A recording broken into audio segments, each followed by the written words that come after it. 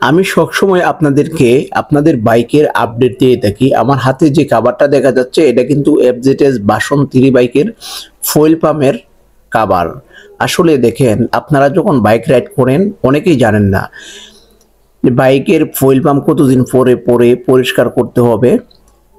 দেখেন, ফুয়েল পাম্পে কিন্তু অনেক পরিমাণ রাশ জমে গেছে। সো আপনি যে কোনো মডেলের বাইক ইউজ করেন না কেন, যদি নিয়মিত আপনি একজন টেকনিশিয়ানের শরণাপন্ন হয়ে নিয়মিত সার্ভিস নেন, তখন কিন্তু আপনার বাইকের পারফরমেন্স কিন্তু আপনি ভালো পাবেন।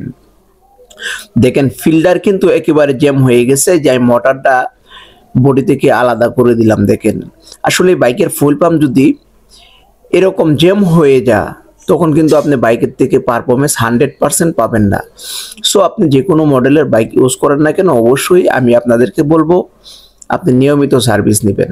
ফুয়েল পাম্প যদি এরকম জ্যাম হয়ে যায়, অবশ্যই আপনার বাইকের সার্ভিস আপনি কোনো রকমই ভালো সার্ভিস পাবেন না।